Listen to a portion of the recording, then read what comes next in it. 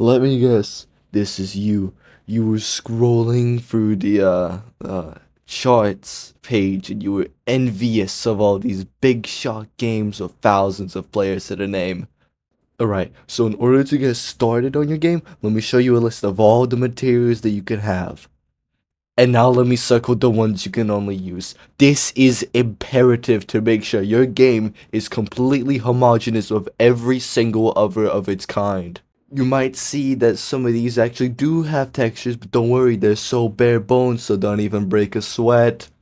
I'll be doing a voiceover. First, find lighting and then add color correction into it. And you want to max out the saturation immediately. However, only increase contrast slightly, because increasing it by too much means that it actually becomes unique in a sense, and we don't really want that now, do we? Now, I'm not actually sure if games like Pet Sim artificially boost saturation, but their colors are so bright that they might as well be anyways.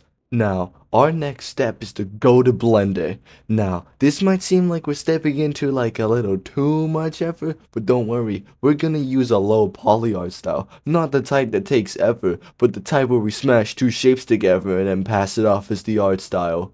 We start with a cube and make sure to delete it and replace it with a better icosphere because it adheres more to our low poly art direction. Next thing you want to do is go to edit mode, turn on wireframe, select half of it, and then pull it out. And then do it again, but with the other axis. Now you have a nice low poly rectangle that we would use for the terrain top. Once you're done with that, just duplicate the thing, scale it down a little, and then you go to wireframe again and edit mode, and take the bottom half of your little rectangle and scale it down, and then congratulations, you have successfully made a chunk of terrain. You can move it up if it's a little bit too low. Once you're done with that, you need to spawn in a plane, and you want to go to edit mode and make sure to select the face edit, because that means what you can do, you can click on the plane and press E to extend it, and then you can move it around, you can rotate it however you want, just make it look kind of natural, but like enough to look like a tree, you know. Once you're done with the little trunk and all that, you can now add an icosphere and just stretch it out to, like, you know, make a little a bunch of leaves and then add it to the top, make it bigger. And this is kind of optional, but you can also add like a separate smaller one to like give the illusion that you put in any effort into making this kind of thing. Between both the terrain and this tree, it took me literally 10 minutes to finish both of them. So it should be, if you've never touched Blender, it should be a little bit slower. If you have, it should be like 2 times faster. But you know, it's fine.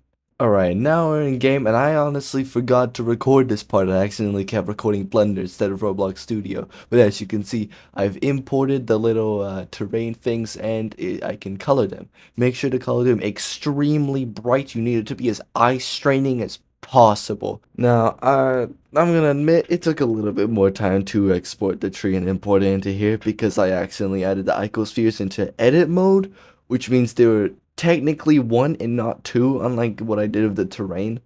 So I had to, like, you know, align them a little, but it's the same story as the terrain. Make them as brightly colored and contrasting as possible. You know, the usual. But once you're done with that, you can just move around the trees, rotate them a little bit. For some reason, I decided that this was worth enough to actually add a path for some reason. You don't need to do this, by the way. So just it's a step, but fill in the surrounding terrain, make sure it's completely enclosed in, and well, congratulations. Once you're done with adding the fine details into your environment, you can roam around and see the amazing sight that you've created. There may be errors, but you can probably fill them up later. And now, this will be your playground for all future updates of your awesome game.